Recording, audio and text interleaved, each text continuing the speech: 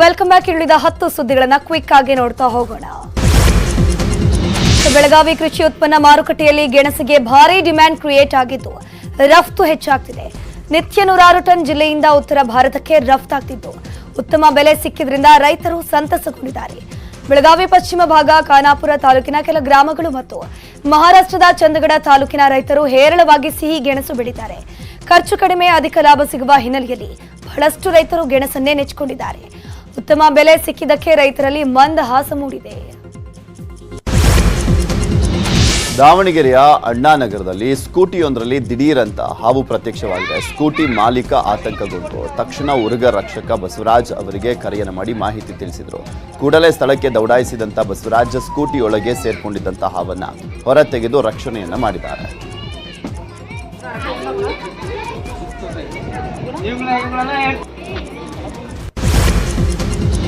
ಬೀದರ್ನ ಬಸವಕಲ್ಯಾಣ ತಾಲೂಕಿನಲ್ಲಿ ಸರ್ಕಾರಿ ನೌಕರರ ನೂತನ ಅಧ್ಯಕ್ಷ ಹಾಗೂ ಉಪಾಧ್ಯಕ್ಷರ ಚುನಾವಣೆಯಲ್ಲಿ ವಿಜೇತರಿಗೆ ಸನ್ಮಾನವನ್ನು ಮಾಡಲಾಯಿತು. ಇದೇ ವೇಳೆ ಮಾತನಾಡಿದ ಮಾಜಿ ಎಂಎಲ್ಸಿ ವಿಜಯ್ ಸಿಂಗ್, ಕರ್ನಾಟಕ ರಾಜ್ಯ ಸರ್ಕಾರಿ ನೌಕರರ ಚುನಾವಣೆಯಲ್ಲಿ ನೌಕರಸ್ಥರು ಬಳಸಿದ ರಣತಂತ್ರವನ್ನ ಕಳೆದ ವಿಧಾನಸಭಾ ಚುನಾವಣೆಯಲ್ಲಿ ನಾನು ಅಳವಡಿಸಿಕೊಂಡಿದ್ದರೆ ನಾನು ಶಾಸಕನಾಗ್ತಿದ್ದೆ ಅಂತ ಹೇಳಿದ್ರು. ಚುನಾವಣೆಗಳಲ್ಲಿ ಫ್ರಂಟ್ ಲೈನ್ ನಲ್ಲಿ ಕೆಲಸ ಮಾಡೋರಿಗಿಂತ ಹೆಚ್ಚು ಬ್ಯಾಕ್ ಲೈನ್ ಕೆಲಸವನ್ನ ಮಾಡಬೇಕು.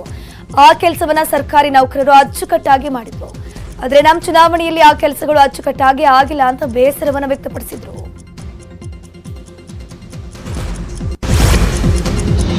ಕೊಪ್ಪಳದಲ್ಲಿ ಮದುವೆ ಸಮಾರಂಭವೊಂದರಲ್ಲಿ ಸಚಿವ ಶಿವರಾಜ್ ತಂಗಡಿಗೆ ಹಾಡು ಹಾಡಿ ಎಲ್ಲರ ಗಮನ ಸೆಳೆದಿದ್ದಾರೆ. ನಿನ್ನೆ ಕನಕಗಿರಿ ತಾಲೂಕಿನ ಗೌರಿಪುರದಲ್ಲಿ ಸತ್ಯಪ್ಪ ಬೋವಿ ಅವರ ಮಗ ಮದುವೆ ಪ್ರಯುಕ್ತ ಆರ್ಕೆಸ್ಟ್ರಾ ಕಾರ್ಯಕ್ರಮ ಏರ್ಪಡಿಸಲಾಗಿತ್ತು. ಈ ವೇಳೆ ಮಯೂರ ಸಿನಿಮಾದ ನಾನಿರುವುದೇ ನಿಮಗಾಗಿ ಎಂಬ ಹಾಡನ್ನು ಹಾಡಿ ಸಚಿವರು ರಂಜಿಸಿದ್ರು. ಸಚಿವರ ಹಾಡಿಗೆ ಜನರು ಶಿಳ್ಳೆ ಚಪ್ಪಾಳಿಯನ್ನು ಹೊಡೆದರು.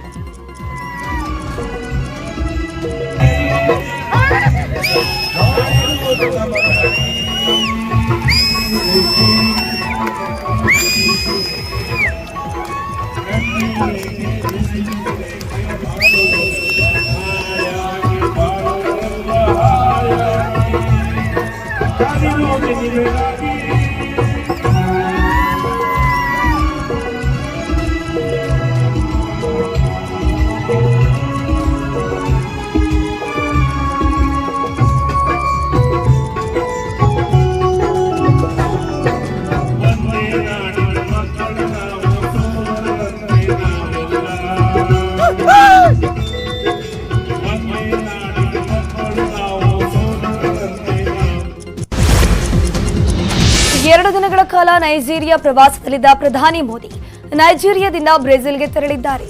ನಿನ್ನೆ ಅಬುಜಾದ ಅಧ್ಯಕ್ಷ ಭವನದಲ್ಲಿ ನೈಜೀರಿಯಾದ ಅಧ್ಯಕ್ಷ ಬೋಲಾ ಅಹ್ಮದ್ ಟಿನುಬೂರನ್ನ ಭೇಟಿ ಮಾಡಿ ಚರ್ಚೆಯನ್ನು ನಡೆಸಿದ್ರು. ಇದೇ ವೇಳೆ ಮಾತನಾಡಿರುವಂತಹ ಪ್ರಧಾನಿ ನರೇಂದ್ರ ಮೋದಿ, ನಮ್ಮ ಸಂವಾದದಿಂದ ನಮ್ಮ ಸಂಬಂಧಗಳಿಗೆ ಹೊಸ ಅಧ್ಯಾಯವನ್ನ ಸೇರಿಸಲಾಗುವುದು ಅಂತ ನಾನು ನಂಬ್ತೀನಿ. ಒಟ್ಟಾಗಿ ನಾವು ಜಾಗತಿಕ ಮಟ್ಟದಲ್ಲಿ ಜಾಗತಿಕ ಹೊಸ ಆದ್ಯತೆಗಳನ್ನ ಎತ್ತಿ ತೋರಿಸ್ತೇವೆ. ಈ ಮೂಲಕ ನಾವು ಯಶಸ್ಸನ್ನ ಸಾಧಿಸ್ತೀವಿ ಅಂತ ಹೇಳಿದ್ರು. ಮಹಾರಾಷ್ಟ್ರದ ವಿಧಾನಸಭಾ ಚುನಾವಣೆಯಲ್ಲಿ ಜನಜನ ಕಾಂಚಾಣದ ಸದ್ದು ಜೋರಾಗಿದೆ. ಜಲಗಾಂವ್ ಪ್ರದೇಶದಲ್ಲಿ ಚುನಾವಣಾ ಅಧಿಕಾರಿಗಳು ಹಾಗೂ ಪೊಲೀಸರು ಭರ್ಜರಿ ಭೇಟಿಯಾಡಿದ್ದಾರೆ. ವಾಹನವೊಂದರಲ್ಲಿ ಸಾಗಿಸ್ತಾ ಇದ್ದಂಥ ಬರೋಬ್ಬರಿ 5,59 ಲಕ್ಷ ರೂಪಾಯಿ ಮೌಲ್ಯದ ಚಿನ್ನ ಹಾಗೂ ಬೆಳ್ಳಿಯನ್ನ ವಶಕ್ಕೆ ಪಡೆದಿದ್ದಾರೆ.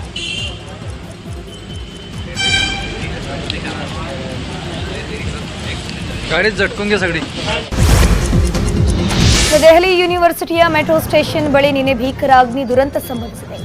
ಫುಡ್ ವ್ಯಾನ್ ಒಂದಕ್ಕೆ ಬೆಂಕಿ ತಗುಲಿದ್ದು ಸುಟ್ಟು ಕರಕಲಾಗಿದೆ. ಅಲ್ಲೇ ಇದ್ದ ಸ್ಥಳೀಯರು ಅಗ್ನಿಶಾಮಕ ದಳಕ್ಕೆ ಮಾಹಿತಿಯನ್ನು ಕೊಟ್ಟಿದ್ರು. ಆದರೆ ಅವರು ಬರುವಷ್ಟರಲ್ಲಿ ಫುಡ್ ವ್ಯಾನ್ ಸುಟ್ಟು ಭಸ್ಮವಾಗಿತ್ತು. ಅದೃಷ್ಟಕ್ಕೆ ಜೀವಹಾನಿಯಾಗಿಲ್ಲ.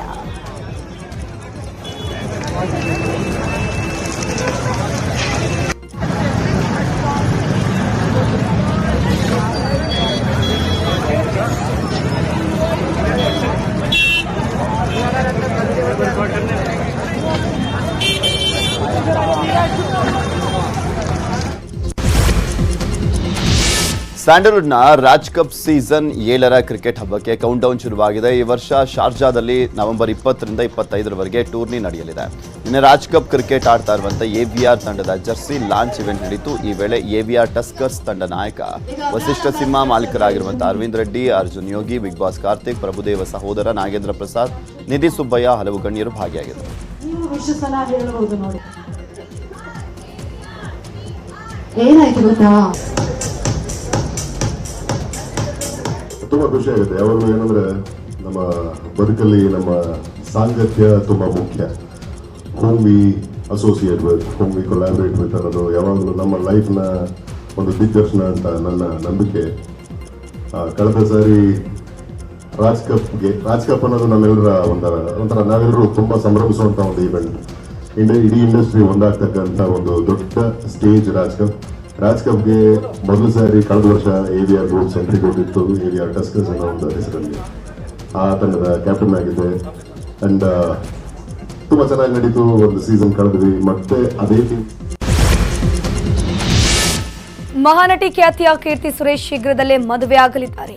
ಮನೆಯವರು ನೋಡಿರೋ ಹುಡುಗನ ಜೊತೆ ಸಪ್ತಪದಿ ತುಳಿಯಲಿದ್ದು ಗೋವಾದಲ್ಲಿ ಕಲ್ಯಾಣ ಮಹೋತ್ಸವ ನಡೆಯಲಿದೆ ಎನ್ನಲಾಗ್ತಿದೆ.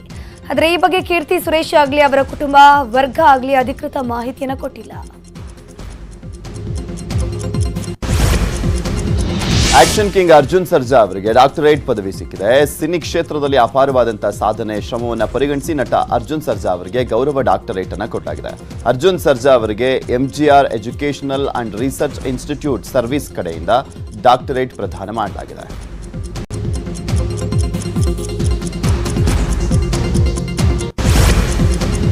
ಇವಿಷ್ಟು ಶುಭೋದಯ ಸೂಪರ್ಫಾಸ್ಟ್ನ ಪ್ರಮುಖ ಸುದ್ದಿಗಳು. ಈಗ ಒಂದು ಬ್ರೇಕ್ ಆದ್ಮೇಲೆ ಕನ್ನಡ ನಾಡಿ ಪ್ರಸಾರ ಆಗುತ್ತೆ.